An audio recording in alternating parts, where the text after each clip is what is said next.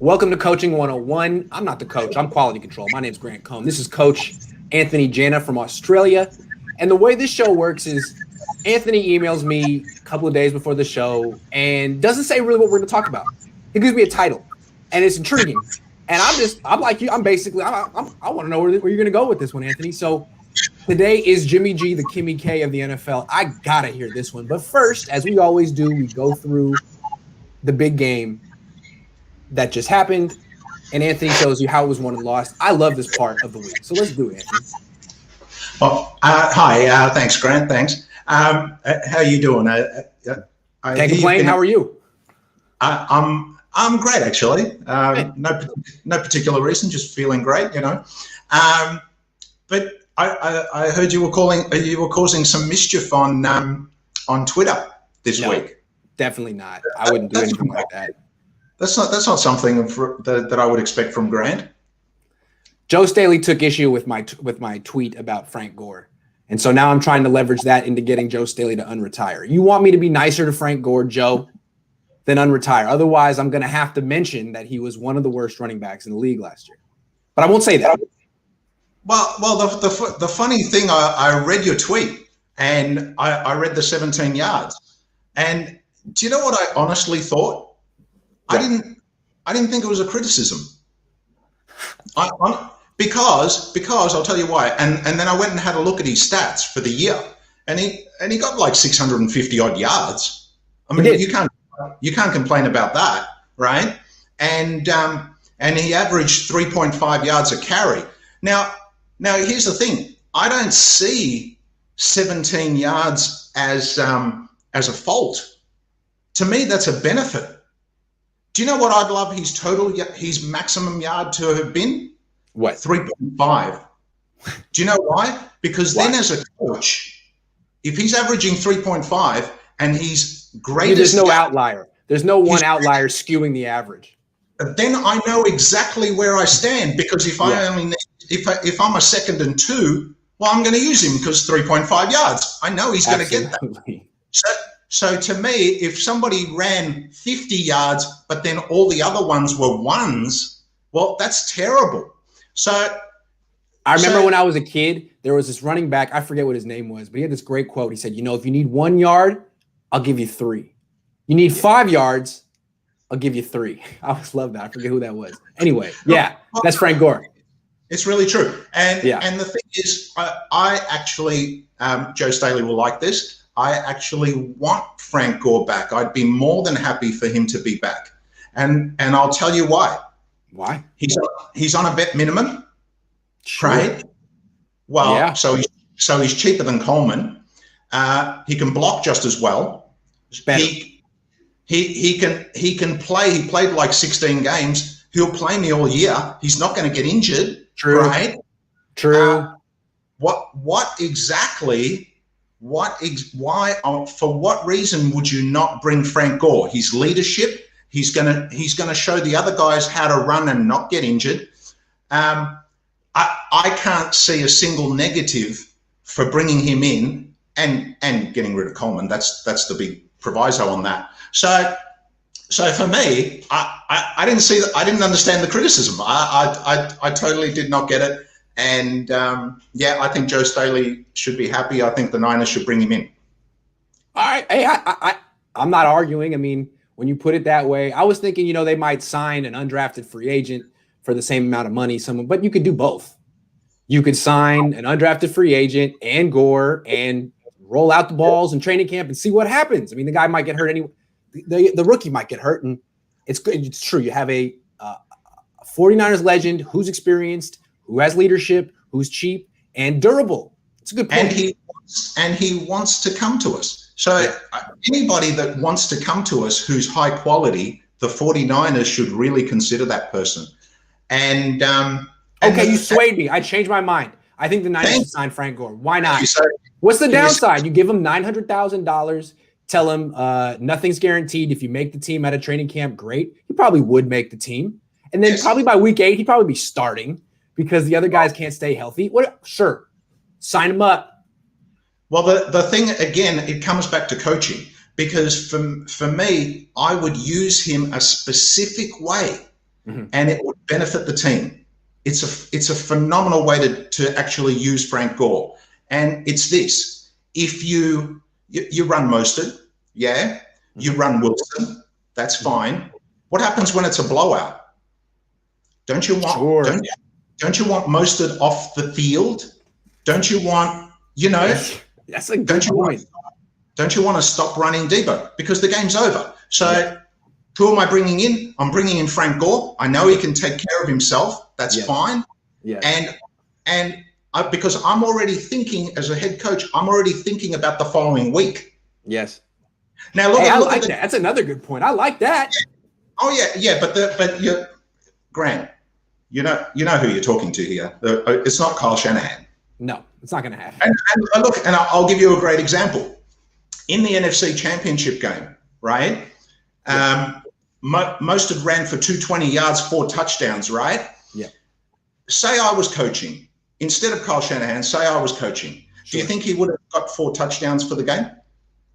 Do you think he would have run 220 yards? No, you would have. Absolutely not. He would have been sitting right next to me, right next to me, right? I wouldn't let him out of my sight. And I say, young man, you're done. You're done for today. Okay, you've already got 3 touchdowns. Yeah. We're saving you for the Super Bowl, but I'm going to really use you in the Super Bowl, by the way. Yeah. But for now, just sit down and relax. So, and that is the difference. And this is why I keep saying Kyle Shanahan is a fantastic OC, but he is not a head coach. He does not understand the thought processes required to be a head coach. He does not have that skill set whatsoever. Agree. And another thing, like a lot of Niner fans are like, well, he's young. He can improve his decision making. And I think what we're trying to tell Niner fans is decision making is a trait that you kind of inherit. It's apparent at a young age. There are people in their mid-20s who are just excellent executive decision makers, and there are people who aren't and won't be, no matter how much life experience they get. That's the point, Anthony. Yeah. I mean, it hit for me. It hit at 26, 27, and you either have it or you don't have it. But before that, of course, I was mucking around and having a good time. So I wouldn't have known. Yes. But So it's born skill. You're born with the skill. That's what it is. You're born with it, and either you have it or you don't. And it really looks like Kyle doesn't have it. Although to his credit, he has all kind of other gifts, which has got him hundreds of millions of dollars. Yes, there's nothing wrong with it because if your skill set is attention to detail and drawing up the game, the plays, that's good. That is it. That is good. Fantastic. I can't do that. We need you. Yes. And I don't try to do that. I don't try to do a job that I know I cannot do. Right? So that's the lesson for Kyle, really. That in the off season he needs to think about that. Okay. Look, that was a great way to start the show with Frank Gore. Should we give the people what they want? Because they're already like, why are you comparing Jimmy Garoppolo to Kim Kardashian? Or should we make them wait? I don't know. No. Well, now let's go to the Super Bowl because, come on, the Super Bowl. That was a lot. All right, you're going to have to wait, guys. You're going to have to wait. All right. Sorry. Here we go. Super Bowl. Yeah. Now the Super Bowl, just before you run this play. Hold on. Okay. Yeah. Yeah. Just before you run the play, the Super. Have a look at the Super Bowl overall, right? And what happened? It was a blowout. So unfortunately, but it was really an interesting game. I thought it was very interesting. Now here's the thing. Tom Brady threw for 200 yards. Patrick Mahomes threw for like 243. Right? Yes. So can you definitively say that Tom Brady won that game? No. He actually, there are other reasons. But if you have a look at it and then step back, how did you assess Mr. Reed's game plan and lack of adjustments? I thought it was ridiculous.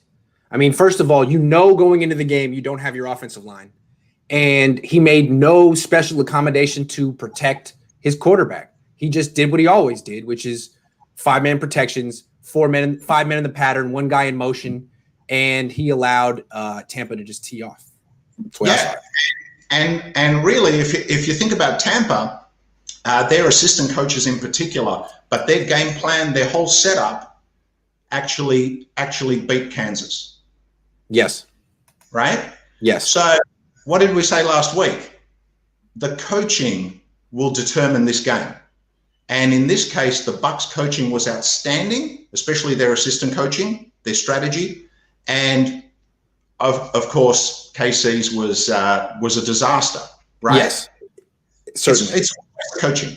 It's always coaching. And you called it. Yeah. And the play calling. So let's go to the play. Okay, here we go. Did you say 2 minutes? 2 minutes. Where was it in the second quarter of this play? Second quarter, 2 minutes. It was a 1st and 10, I think, for KC. Sorry, again, my internet went out for a second. Say what play was it? 2 minutes for second quarter, 2 minutes. Okay, here we go. Is this it? It's KC. 2 minutes exactly. It was just after the 2 minute warning. 1st and 10. Yep, this is it. All right, let me get it full screen. Okay, here we go. All right, now before you run here's the thing. Okay. Look, the score. That's the first thing. Yes. Okay. Let me get. Yeah. So if you have a quick look at the score, okay, I think it's 14-3. 14-3. Right? Yep. So there's a big lead for the Bucs, which wouldn't have been the case. There were so many poor there was so much poor play calling before that from Kansas, and that's the reason they're in the situation they're in, right? Yes. Yes. So but anyway, this is the situation right now, right? Okay. So there's 2 minutes left, right? Yes. So as a coach, well, you can tell me. We've been doing this for a little while, Grant. You know exactly how I think, right? Yes. So what what you're thinking here is, number one, the most important thing is don't give the ball back to Tampa before halftime. Exactly. Exactly. Yes, you want points, and you're going to get points, but you can't go on that pursuit without keeping in mind the number one goal, which is to use up the clock and don't give the ball back to Tampa and go down, 21-3 at halftime? You don't want to do that. Yeah, exactly. And now I've got a first down. So I've got 3 plays here to run the clock down. Right. And running 2 minutes with 3 plays, well, that's easy, right? Right, but Andy Reid doesn't want to run the ball. Well, ever. Well, that's the thing I keep talking about. Yes. It's 2 minutes to go. Yes. He's down on the score. He's under a lot of pressure, yes. right? And he's making human error. That's the problem, right? Yes. So have you noticed that I'm completely unemotional when it comes to play calling? Yes. Yeah. Yes. Because it's just the mathematics, the calculation that works out for me what I need to do in this play. So what we need to do in this play, well, watch what happens. Sure, here we go.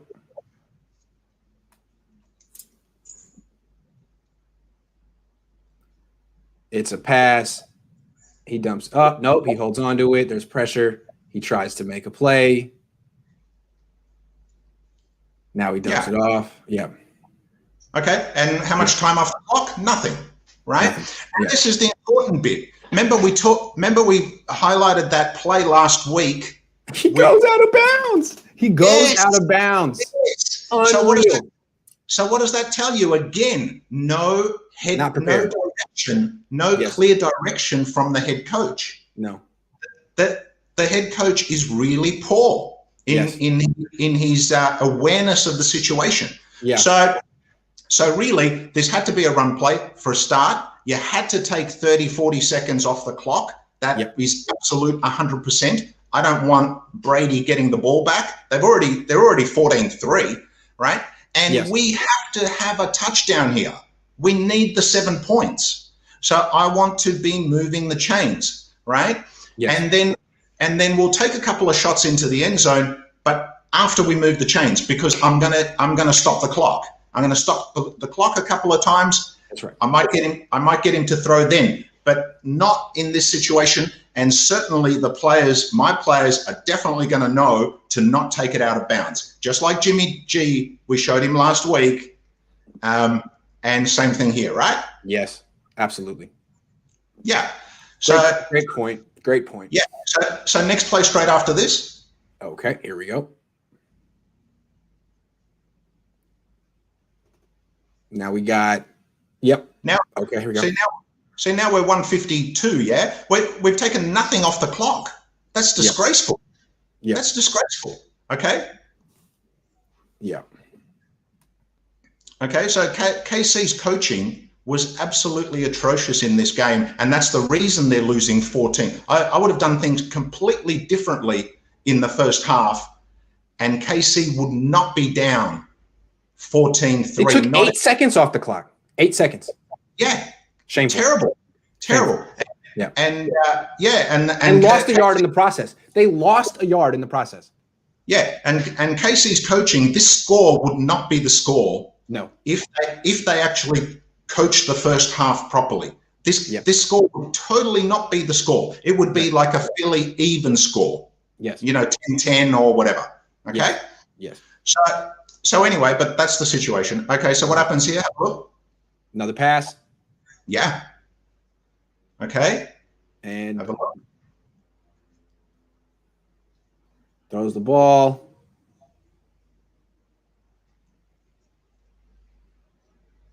Now he completes it. Yes. Right? So he completes it, but again, it's not necessary. Yeah. I've got what did you get? How much did you get?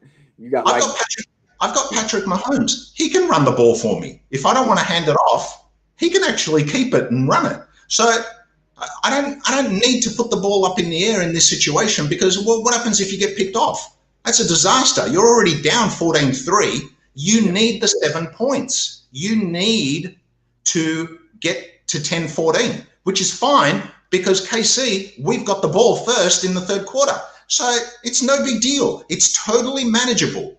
Even though they've got a lead, this situation is totally manageable. But this is where KC lost the game. Right here. Absolutely. By calling throws rather than passes. Right? So now look at Vita Vea push this guy back. Oh my God. Yeah, now look at the third down. Yep. Yeah. And now look at I think it's like a 3rd and 5. They might have got 5 on that pass there. And it was extremely dangerous. I mean, they had to work for it. That's what I'm saying. It's high risk, low reward. And it's unnecessary because you can just hand it off. Yeah. Or you can keep the quarterback, it's so obvious, right? So let's go to the 3rd and 5 or whatever it is. Hold on. I'll be there in a second.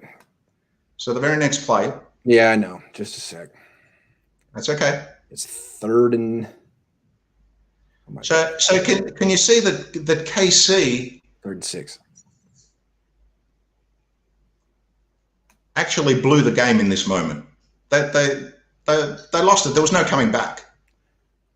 Yes, they really did. I see what you're saying. Like, if you run on 1st and 2nd down, you can take a shot, but you definitely should be guaranteed to give this ball back to Tampa Bay with 30 seconds left. Yeah, exactly. So I gotta reload this. Give me a second. Sure. We'll get there. We just gotta build suspense. Yeah, look, it's okay. I'll just talk about it generally. So see what the coaches are doing. Then they're not factoring in any of the stuff that I'm factoring in. They're actually not factoring in the time. They're not factoring in the fact that we got the first possession in the third quarter. They're not factoring in any of this stuff. They're just literally sitting there. They're looking into their playbook, and they're going, "Oh, what play should we do?" How about the throw? Okay, here we go. How about a throw? I like throwing the ball. Throwing's fun. Yeah, the depth of thought is so shallow from these coaches. It's amazing. Yes.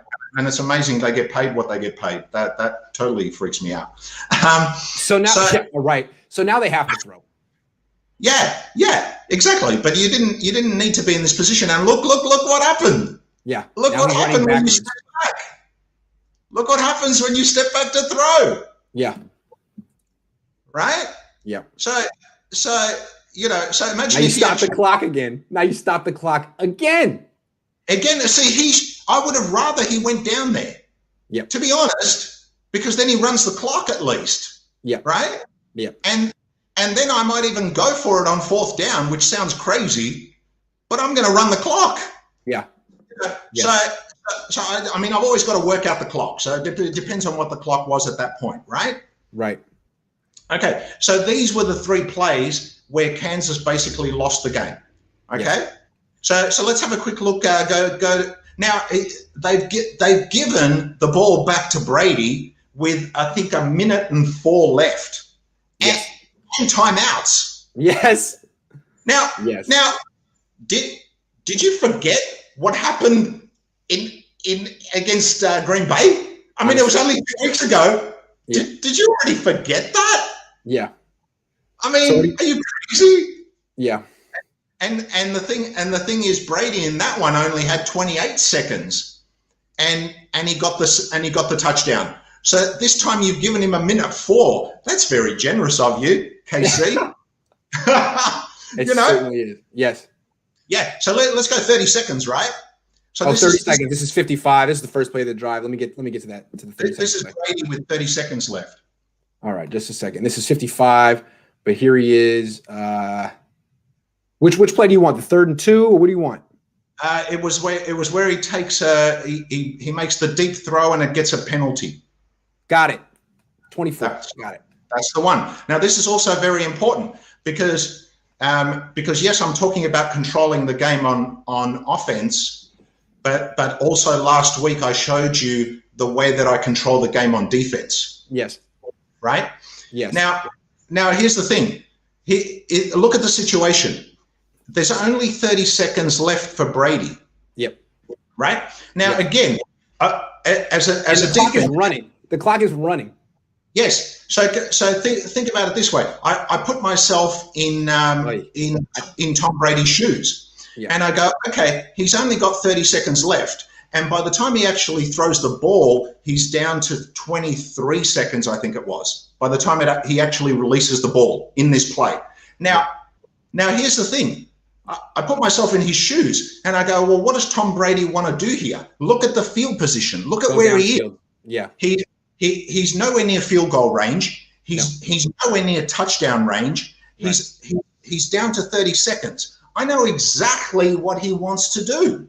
Right, and all this press coverage is designed to take away like the quick slants and stuff. He's not trying to throw a quick slant. He's not going to hand it off and move 2 yards. He's out of time. Yeah. He's always going long in this situation. There is nothing else that he would possibly want to do. Right. So what you should have is 2 deep safeties and these corners playing off like cover 4, something deep, anticipating the deep throw.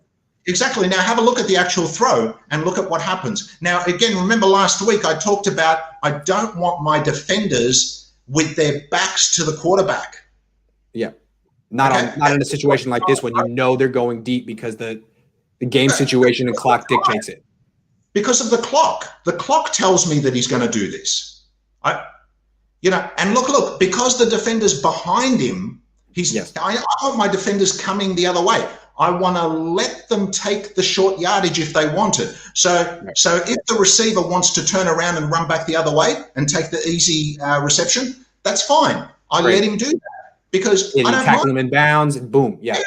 Yeah. I mean, he's back at the 40 or whatever. I don't mind if he moves at 5 yards, 10 yards. That's fine because he's out of time. Yeah. Right. So this was the defensive setup exactly the same as what we did in the Super Bowl where we stuffed up. Yeah, that's right. Yeah. So you basically handed him 7 points. Tom Brady would not get 7 points here if I was sitting next to Andy Reid. Absolutely, he would not get 7 points with 23 seconds on the clock here if you're watching the clock, right? Right. So the best he could possibly get was maybe to a field goal, but I even doubt that. Okay. Yeah. So there you go, and then straight after that, of course, he got the touchdown. So there you have it, and then it's 21-3. So this 2-minute space has basically killed the game. It's game over. Yeah. Halftime, it was game over.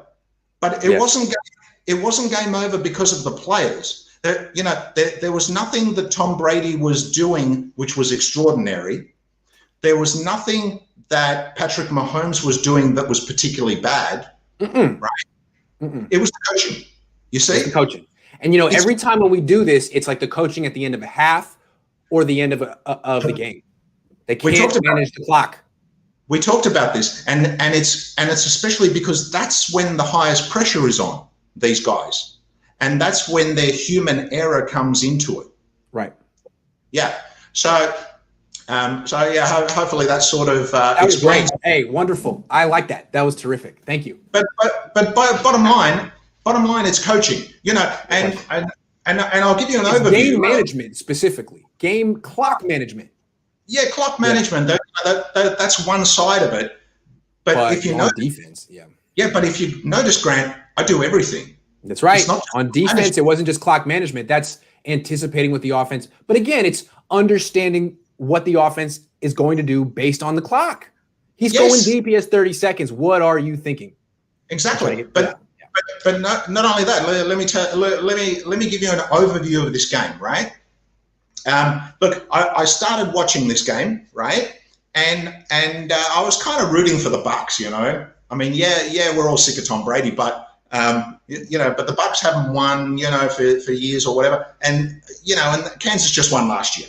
So I didn't want the same thing happening again, right? So what happened? I'm watching and I'm rooting for the Bucs. Okay. Now the game starts. The Bucs get the ball, right? And on their very first play, they do 2 throws, 1 run. Mm-hmm.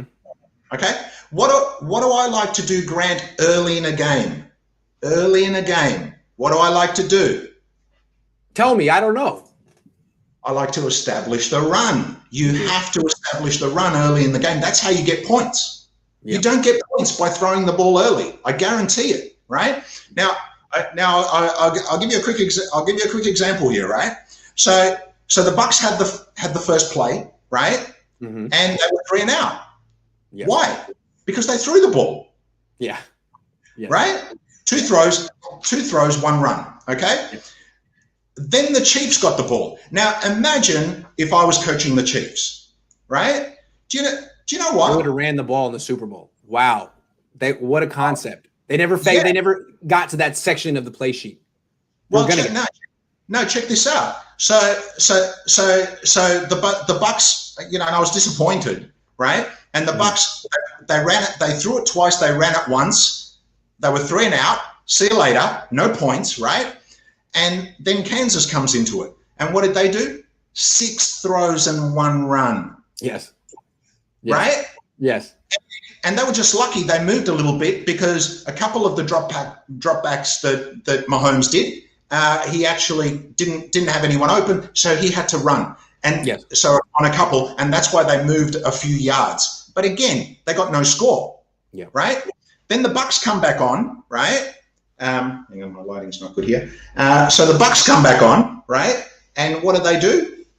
3 pass, 1 run, no points. No points. Again, right? Mm-hmm. What does that tell you? What does that tell you? You need to run the ball.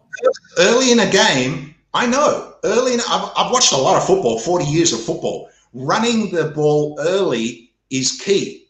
Yes, you'll throw it later, but running the ball early is the key, right? And then look at this. So the next play after that, right?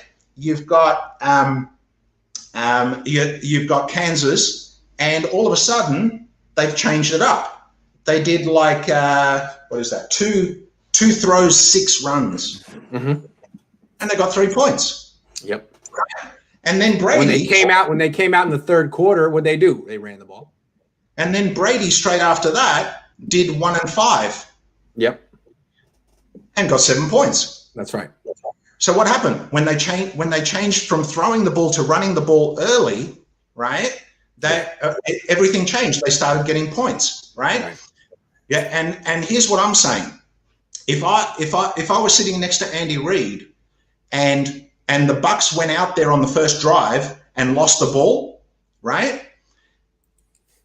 We would have got points. Yes. KC would have got points on that first drive. Mahomes would have got me the points, but he would have been running a little bit, and the other guys would have been running a little bit, right? Yeah. And he would have got me the points, 3 at least, maybe 7, okay?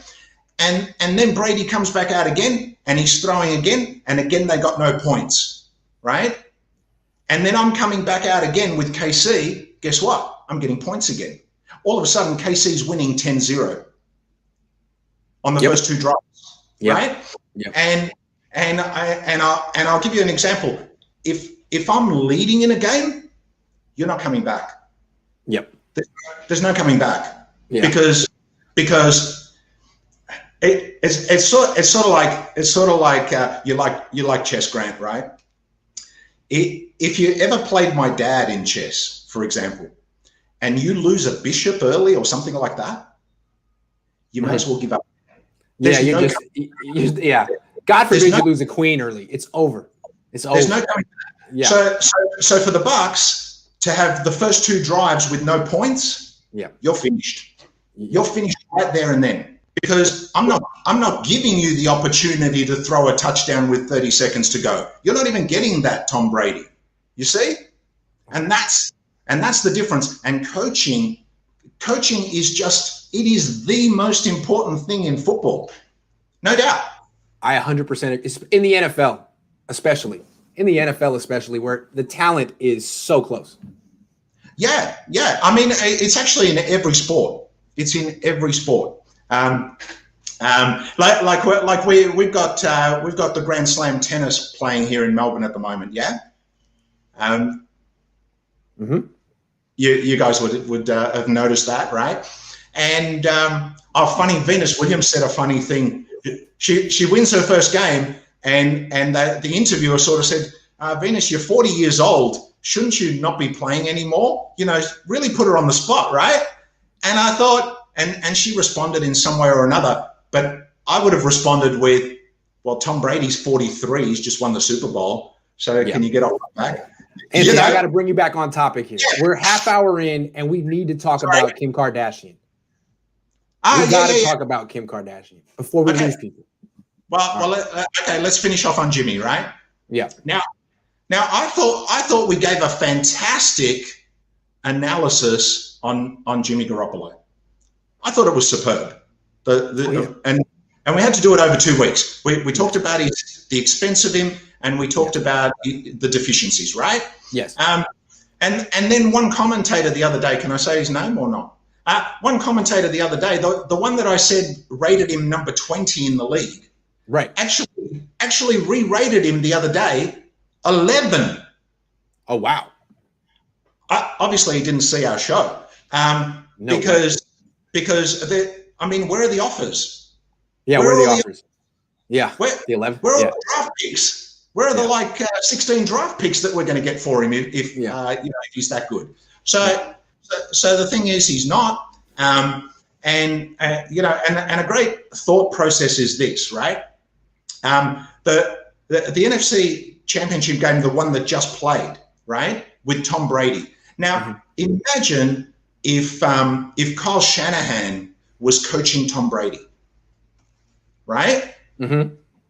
Would he have limited Tom to 8 passing attempts? No. Well, okay. How about if he was coaching Aaron Rodgers? No. Can you name any quarterback that he would have limited to 8 throws? Not even C.J. Beathard. No one. Not even Nick Mullins. No one. And that should tell people that should tell people everything about Jimmy Garoppolo. You know, yes. Nothing personal, but that's the fact. Okay, and if we're talking dollars and you're talking about wins, you say, oh, look at his winning ratio, right? Look at his winning ratio. Well, here's the thing: he's won like 20 something odd games, right? Yes. That's his win, right? Yes. And his total payment was $85 million. So if you work it out, it's about $3.5 million or $3 million per win. Yes. Right? Yes. Well, Tom Brady has just been paid $25 million at the Bucks. He got what, 15, 16, 17 odd wins for the season, right? Yeah. And including the Super Bowl. That's really nice. Okay. So he's costing 1.5 million per win. Jimmy's costing 3 million per win. Yeah. He's just too expensive. Yes, he is. Bottom line. Okay. So I mean, I can't. I don't know. I don't. There are still Jimmy G fans out there, and I just don't understand it. I thought we gave the most in-depth, absolute, brilliant analysis on Jimmy G and every aspect of him, and I thought it would be finished, and there'd be nothing more that I need to say. Anthony, I think if the Niners put Jimmy Garoppolo in an honest-to-goodness quarterback competition with Josh Rosen, he'd lose. I do. I hope to see it happen. Easy. Well, I sent you a message. I don't know if you noticed. As soon as I saw your piece on Rosen, I was like, exactly what we need to do. It's simple. It's easy. It doesn't cost much. Fantastic. Okay. So here's the thing, and this popped into my head, right? I thought about Jimmy G, and we have to cut him. If we keep him next year, I'm not watching a single game. That is it. No. If we keep him, that is it. Okay. Yeah. Okay. So anyway, so this kind of popped into my head, right? And I sort of thought, Jimmy G, Kim Kardashian, right? And I thought, well, Kimmy's hot, right? So nobody can argue with that one, right? So they've got the looks, they're loaded, they've got the money. Yep. Yeah. Yep. And they're popular. Extremely. They're really popular. Yes. Right. Everyone likes it. Yeah. So aren't they a little bland? They don't really say much, but they smile. They're not rude. Yeah. Absolutely. So aren't they kind of similar in that sense? Yes. And then with Kim Kardashian, it's like, why is she famous again? Yeah. Why is she famous? It's like, why is Jimmy famous? What did he do? Yes, Grant. Now look at the flip side. Okay. So on the flip side, Kim Kardashian, right? And she's not an actress, right? So she can't act. She can't sing. She's not a model or anything. She actually has no talent. She's rich and famous. She's from a famous family, just kind of like how Jimmy was from the famous Patriots family. Yeah, but she just simply does not have a specific talent. She's not a Mariah Carey or I don't know. She just is famous. Yes, is popular. Exactly. Now, when you look at Jimmy, here's the thing: he's always injured. Yes. He can't move. No. He can't throw. No. So, other than that, exactly like Kim Kardashian, he doesn't actually have a talent, but he's still on the team. Yes. So, and the highest paid player on the team, the face of the franchise. Well, yeah, they're both rich. There's no doubt about that. They're both rich. Yeah. They're both beautiful looking people. That's fine, and they're both super popular. Yes. I don't get it. So I try to look beyond the looks for people. Mind you, I've never watched Keeping Up with the Kardashians, so I can't fully. I gotta say though, comparing Jimmy Garoppolo to Kim Kardashian is kind of a slap in the face to Kim, because I think she's worth a whole lot more money than Jim, and I think she's got a much better business savvy than Jim. I mean, Kim's been popular since I was in college. I don't know how she does it, but she's like been the most popular person for like 15 years. Jim should be so lucky. Yeah. So he's going to fade away. So that kind of popped into my head, but it's like that. But it's like, so we have to cut Jimmy. We have to cut Jimmy. Look, there's only one thing we can do differently, right? There's only one thing we can do differently if you really want to keep him. And that is this. What you do is you say, you go to the Patriots and you say, okay, do you want him? Okay. We're going to give him away for pretty much nothing. Maybe a round 5 pick would be really good, because we pick really well at round 5. So it might be all right. But and you just say, okay, write up a contract for him, because nobody wants his $27 million contract. That's the problem. That's the problem. And that's why we're getting no offers, right? Mm-hmm. So what you do is you go to the Patriots and you say, okay, you write up the contract. You write up exactly what you want to pay Jimmy, whatever it is, 8 million, 10 million, 12 million, whatever it is. I don't care, right? Not my problem. And you say to Jimmy, here it is. We're going to cut you, right? We're going to cut you, right? But we're going to hold you until after June, which is going to make it really difficult for you to get a job, right? Yeah. You're not worth that money. So bad luck. Nobody's going to be stupid enough to pay you $27 million, well, except for maybe the 49ers. And the thing is, write the contract and you say, here's the contract. You can go to the Patriots today. How good is that? Yeah. That's good for you. It's good for the Patriots. It's a win-win, and it's good for the 49ers. And we're done. Okay? And then I bring in Ryan Fitzpatrick, which I can't believe we haven't already signed him, because he would want to play for the Niners. The scheme is fantastic. He can take us to the Super Bowl. I truly believe that with the right coaching, and no doubt about it. And I would already have him on the books for like 4 to 6 million. Yeah, fantastic. Yeah. And we're done. And then unfortunately, Grant won't be able to talk about quarterbacks anymore. But we're finished. We're finished. Fortunately, the Niners won't do that, and they'll just kind of make no decisions, stick with what they have, and I'll be able to talk about quarterbacks endlessly. Thank God. Thank God. But good for you, Grant. But really annoying for people like me. Yes, but I'm glad that you laid it out. They need to cut Jimmy Garoppolo. If you can get a fifth for him by doing what Anthony just said with the Patriots, great. Otherwise, cut him, because what's going to happen if you don't is you're going to lose Verrett or Trent Williams, one of the two. Yep, don't cut him now. You see? Don't cut him now. You can still sign players and with the deliberate understanding that you are going to cut him post-June. So he's going to have to hang around, which is not good for him. Yes. Right? So, and that's the thing. And the 49ers are actually in the position of power in this situation. So, you know, and if he wants to stay, well, that's fine. Stay for like 6 mil. Because Fitzpatrick's better. But Fitzpatrick's better. He can move. Yep. He can throw me outside the numbers, and he's got a beautiful deep ball. Yep. So it's you cannot compare him to Jimmy. It's ridiculous. So just give me the better player. Give me the better player, and he cost me peanuts. So and I don't care that Jimmy Garoppolo's younger, because he looks older on the field. And then absolutely keep Rosen. Yeah, he's younger, but he's broken down. You see, and look at the hunger of Fitzpatrick.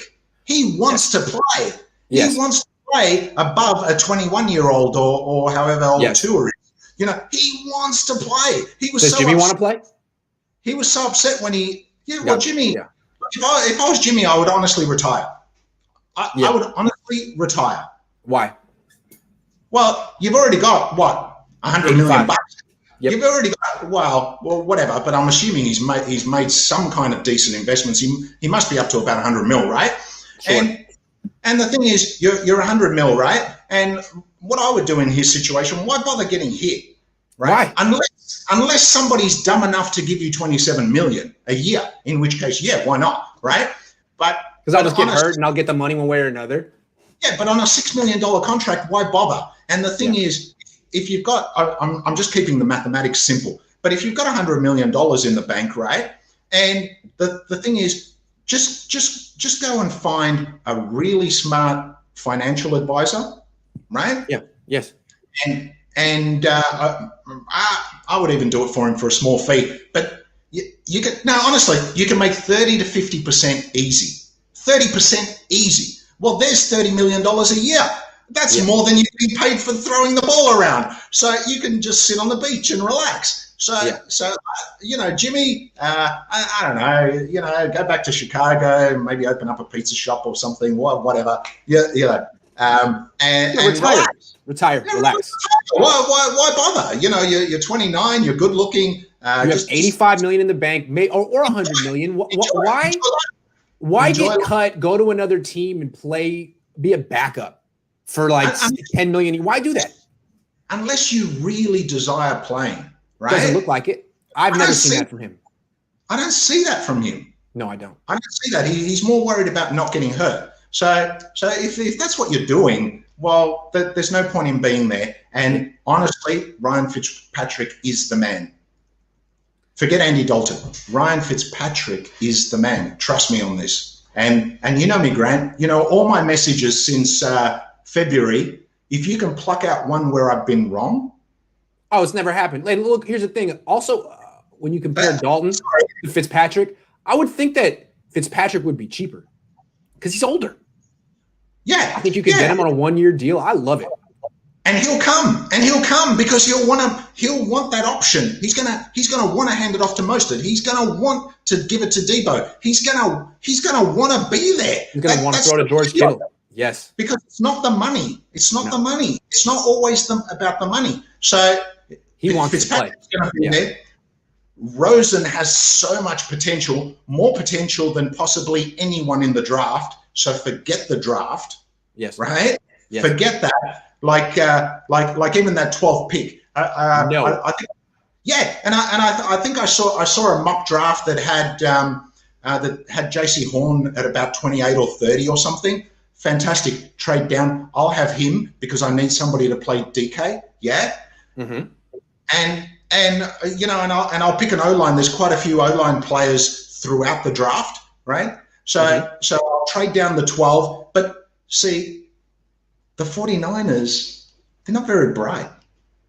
They'll most likely trade up to number 2 and get Zach Wilson, who's going to be a bust, and that's the end of the story. So you know, and that's my concern for the Niners. They just keep making bad executive decisions. Bad. So that's what we're here for. The next show we do is going to be called Executive Decision Making 101. Yeah. So we're just going to say, look, Niners, just let us take over. You don't have the skill set. It's what Anthony and I do. Let us make the decisions from now on. Yeah. So really, Kimmy K, let her go. Let her go. She's beautiful, but let her go. Yes. You don't need a popular quarterback. You need a good quarterback. Yes. Sebastian, real quick, says, and you can re-sign everyone and trade back in the draft. That's right. Exactly. Cutting Jimmy Garoppolo is the key to the offseason. I love it. It's a big one. It's a big one. And you know from my messaging, I wanted to trade Jimmy last year because that solved everything. Remember, right? Yes. Guess who's the other player that nobody's talked about this? But guess who's the other player that I wanted to trade out last year? Right? Tell me. And that was Richard Sherman. Ooh. Yeah. Because look at this. Look at this. He was just a Pro Bowler, right?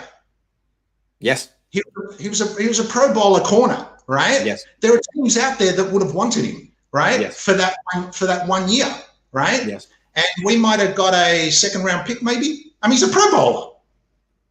Everybody was like, we might have got a 2nd round pick, right? Okay. Right. Yeah. Right. Now this is the interesting thing. If you asked me the question, if just by magic, I could have any receiver in the entire competition, any receiver, it's DK Metcalf. Oh, wow. Yeah, it's DK Metcalf. And the reason is why? Because he's big, he's fast, he's exactly the type of receiver that I want in my team, right? Now, Here's the interesting thing. Get rid of Sherman, and look what happened. He got injured. Well, that was predictable, right? And I saw him during the season, and I saw him in the Super Bowl. I saw him get burnt. I didn't want him on the team anymore because I don't want to only play zone. I want the option. Okay? Agreed. Right. So imagine if we got rid of Sherman. That would have been fantastic. He did nothing for the year, right? Right. We got the number 2 pick, right? Right. And who do you think I wanted as a 2nd round pick? Now, I've just told you the type of receiver that I like. Do you know who was available in the 2nd round this year? Do you know who I wanted? Tell me. Claypool. Yep. I wanted Claypool. Yeah. Right? And the thing is, a lot of people were high on Mims, right? Right. Look at this. Too. A lot of people were high on Mims, right? I think including yourself, right? Right. But here's the difference. And I'm looking at it like from a totally different perspective. And here's the thing. Mims and Claypool, same speed, right? Right? Well, right. Whatever they did, 440 or whatever it was, right? Yeah. But Mims was like 207 or 210. Yep. Claypool's 245. That is exactly the player that I want as a receiver. Exactly. And he was right there for Richard Sherman. Wow. Yeah. Wow. You see, and it's the executive, because there are two parts to the season. There's the regular season and there's the off season. You need to make fantastic executive decision makings in the off season. Well, their decision last year was to bring back everyone except for DeForest Buckner. So I'd say that was a bad decision. That was bad. That was so bad. Bring back everyone except for your best player. Yeah. What do you think? Yeah. And Bruce Arians after the Super Bowl, he said, "Look, it wasn't me. It was all the assistant coaches, and it was the players and all that," which was a lovely thing to say. But the thing that he's forgetting, the executive decision making during the off season, which is what he did. Yep, that's true. That's true. He didn't have to be all on the details. He just had to make the one decision. He just had to say yes to Tom Brady, and you know what? That was too much for the 49ers. Exactly. So imagine if we had the correct play calling and executive decision making we showed in last week's show in the Super Bowl, right? The 49ers would have won the Super Bowl, yes? Right. Okay. So look at it this way. If I was sitting next to Kyle Shanahan in that Super Bowl, 100% we win it, right? 100%, right.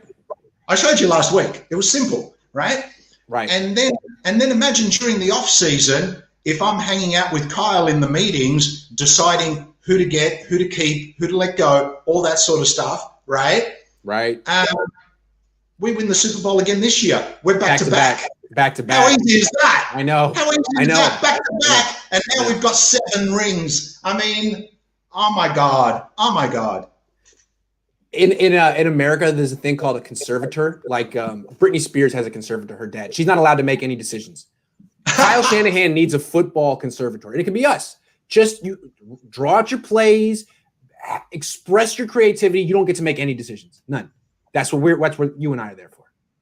And I think we can be the Grant. We can be Kyle Shanahan's conservator. Coach, you keep getting better and better. This has been a fantastic show. Thank you so much for coming on today. Thank you, and get rid of Kimmy. That's what we want. See you, Kimmy. All right, take care. Thanks so much, everyone.